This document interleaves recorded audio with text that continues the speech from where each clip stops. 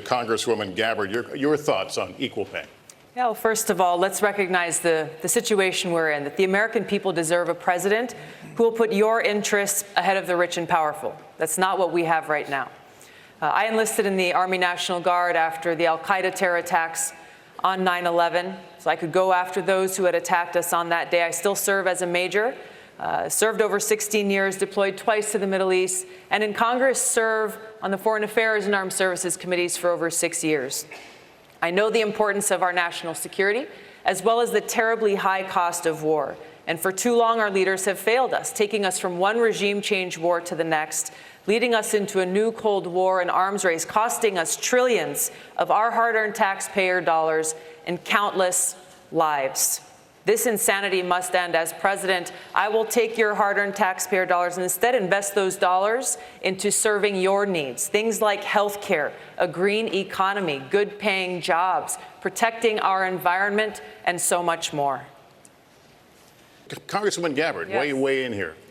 I think we're talking about this in the wrong way. You're talking about one bill over another bill. Really what we're talking about is our objective, making sure that every single sick American in this country is able to get the health care that they need.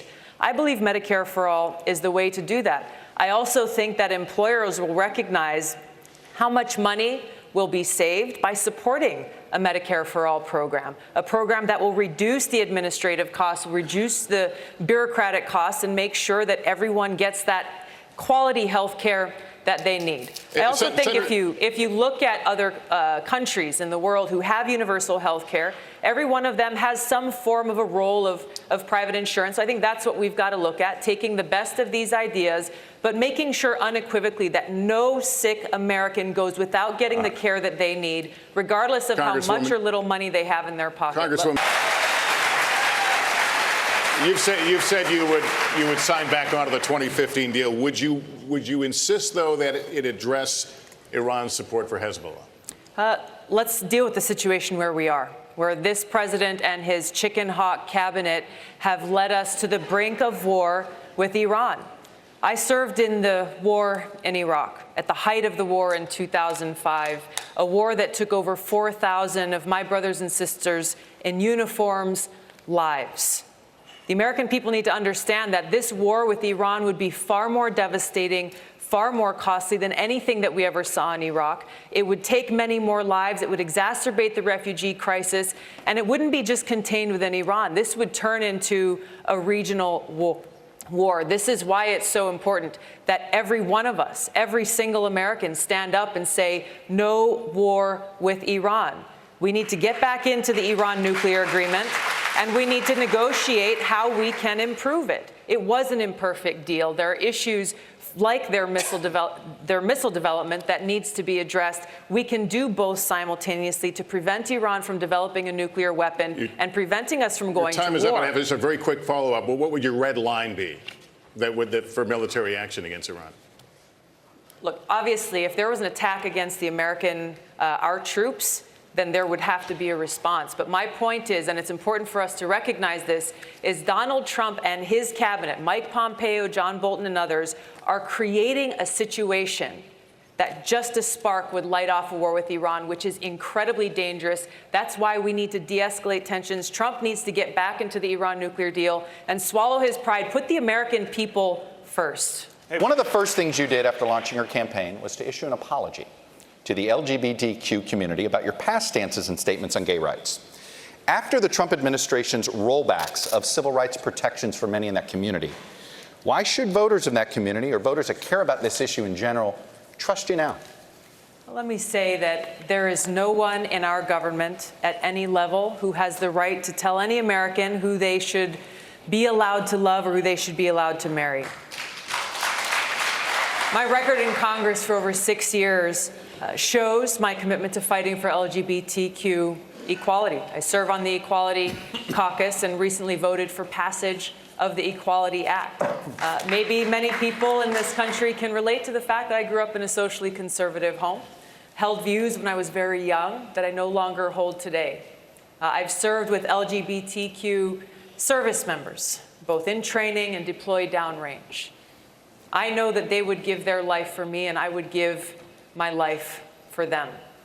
It is this commitment that I'll carry through as President of the United States, recognizing that there are still people who are facing discrimination in the workplace, still people who are unable to find a home for their families. It is this kind of discrimination that we need to address. To jump off what he said, he described engagement as the problem. Is that what you will tell the parents of those 2 soldiers who were just killed in Afghanistan? Well, we just have to be engaged.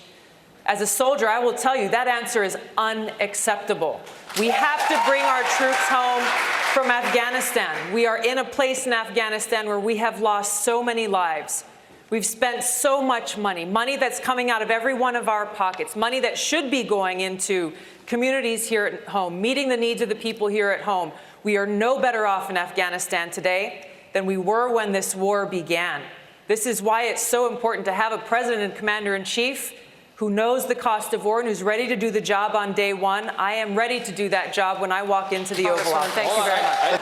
I would just say, I don't want to be engaged. I wish we were spending all this money in places that I've represented that have been completely forgotten and we were rebuilding. But the reality of it is, if the United States isn't engaged, the Taliban will grow and they will have bigger, bolder terrorist acts. We have got to have some present there. The Taliban was there long before we came in. They'll be there long before we leave. Well, we cannot keep U.S. troops deployed to Afghanistan thinking that we're going to somehow squash this Taliban that has been there, that every other country that's tried has failed. I didn't say squash them. When we weren't in there, they started flying planes into our buildings. So I'm just saying right now, we have an obligation. The Taliban didn't attack us on 9/11. Al-Qaeda did. Well, I understand. Al-Qaeda attacked us on 9/11. I understand. That's why I and so many other people joined the military to go after Al-Qaeda, not the Taliban.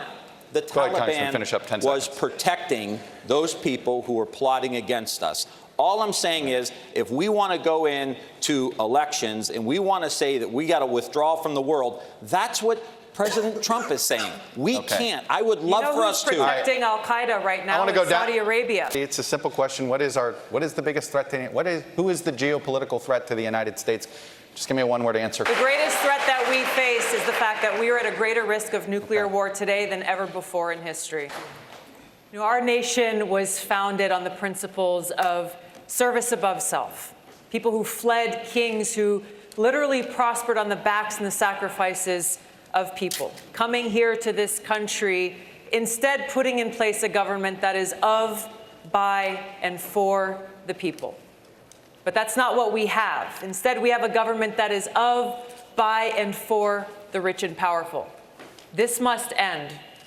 As president, our White House will be a beacon of light, providing hope and opportunity, ushering in a new century where every single person will be able to get the health care they need, where we will have clean air to breathe and clean water to drink, where we will have good-paying jobs in a new green economy. Join me in ushering in this new century with peace, prosperity, opportunity, and justice for all.